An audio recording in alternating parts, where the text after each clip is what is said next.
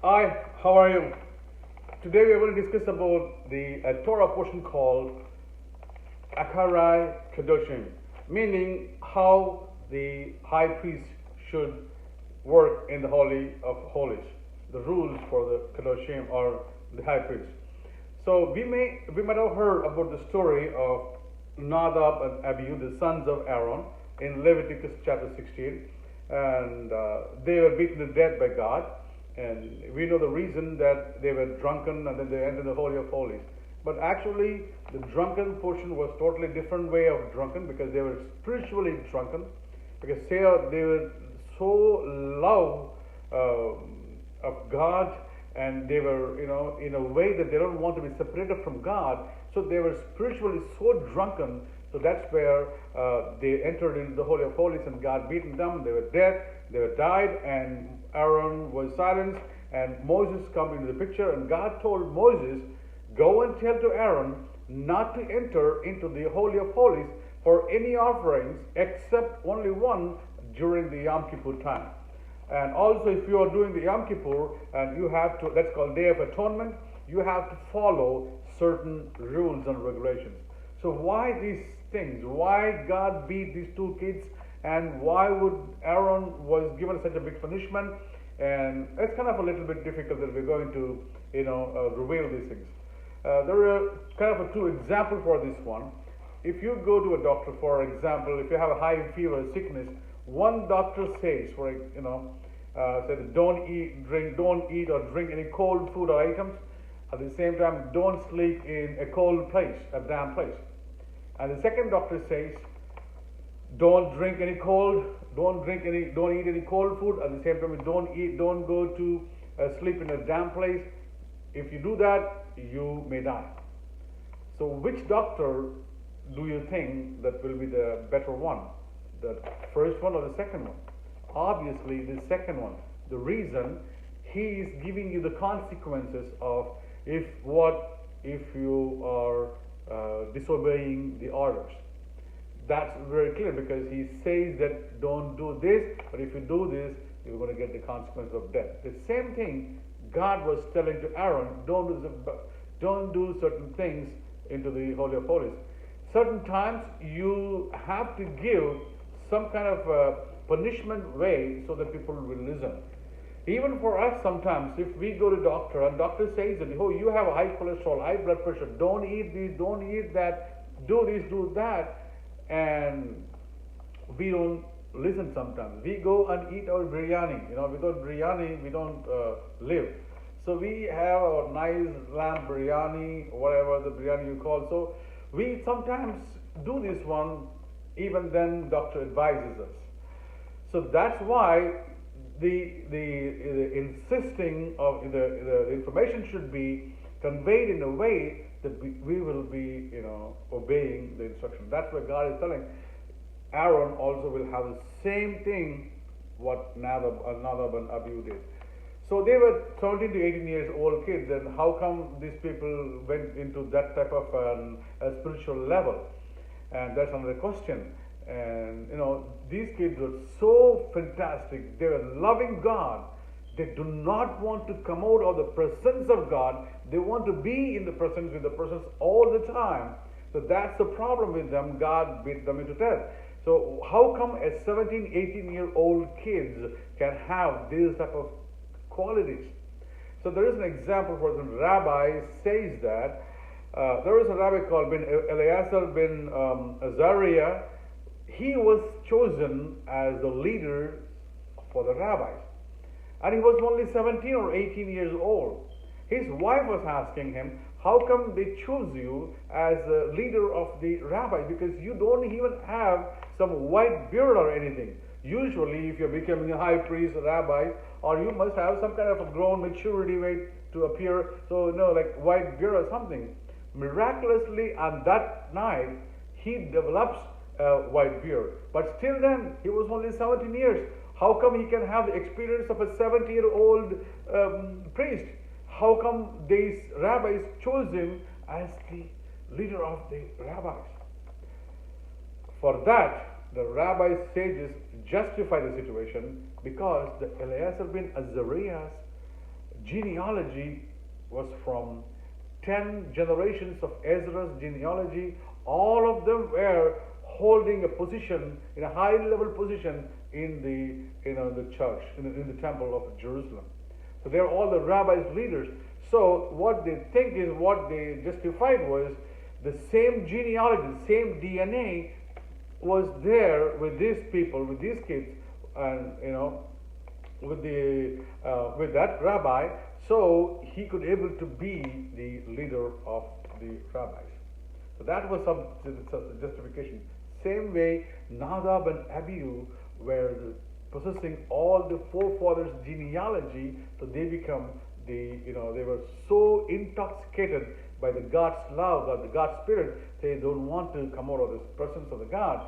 But God wants, us to be in the presence of God. At the same time, He wants everyone to be with the Word, not of the Word, but with the Word, because we must take the God's love, we must take the God's commandments to the Word, but we cannot become of the Word, but we must be in the Word. That is our mission. That's what it is. Instead of that, you cannot just sit down in the God's presence, making yourself only thinking. Like when you pray, you shut down or close down your eyes, but your heart should be lifted up. That's the prayer position. You close your eyes, but your heart should be lifted up. The same way, we need to obtain a transcendence, a sovereignty, a serenity position in a high level. At the same time, we must be in the Word, doing God's work in the Word.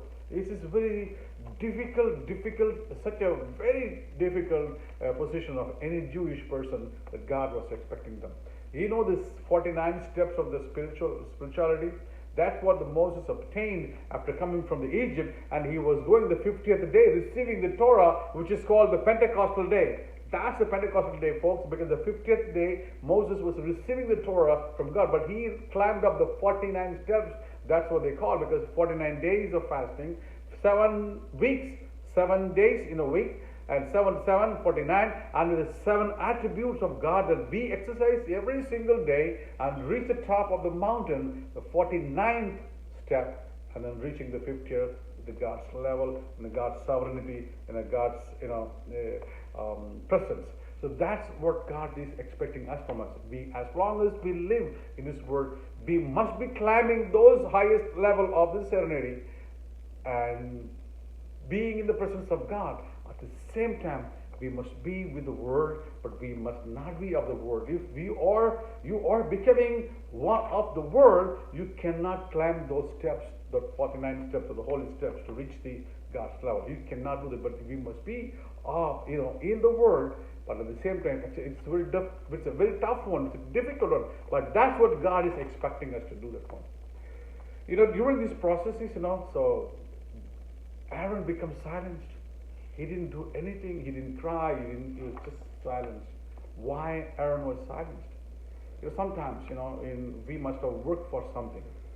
We must work very hard for something. Probably our kids, probably our relation, probably work or invested something. But at one point, everything becomes waste. Everything becomes zero. You do not know what to do. What is your reaction? Are you, going and banging the wall, punching the wall, or stomping with the foot, or, yelling out or screaming out? What is the reaction? Look at the reaction of Aaron. His 2 beautiful, wonderful sons were beaten by God, no one else, by God, and they were died.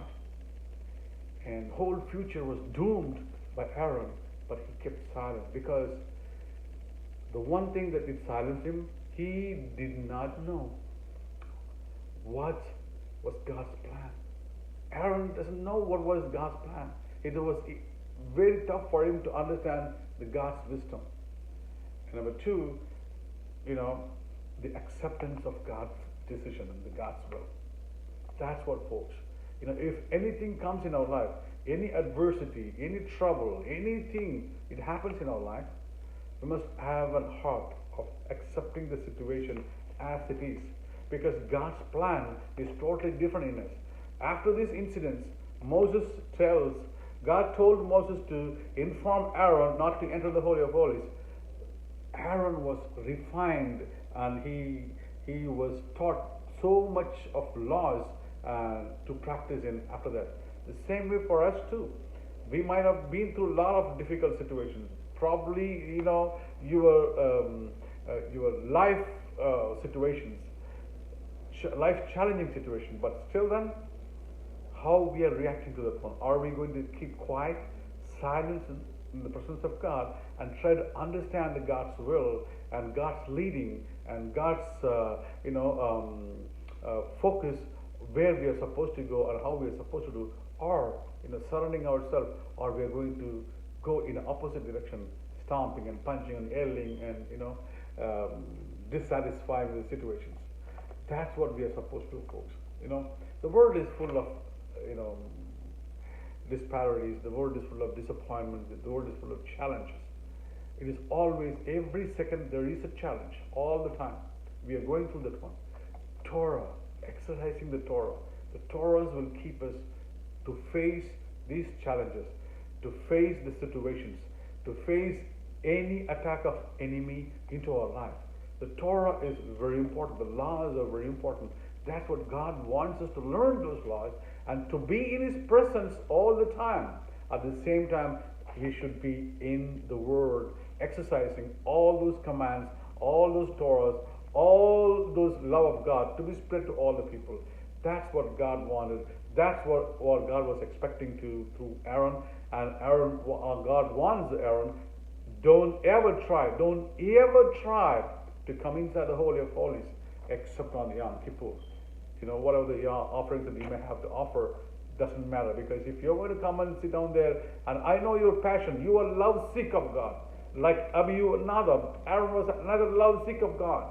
You might come and sit down there, but you will be losing what we are supposed to do. What are the laws that you are supposed to practice in the Word?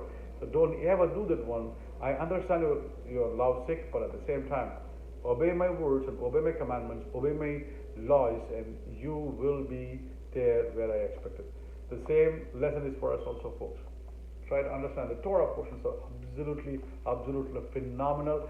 We never had a chance to learn all the things, and I'm so glad that we are, at least you are somehow focused or exposed to these Torah portions, so that you can learn something and think about this Torah and think about these lessons that what we are learning every single day. May God bless you and keep you safe until I see you next to Torah portion. Shabbat Shalom. Bye.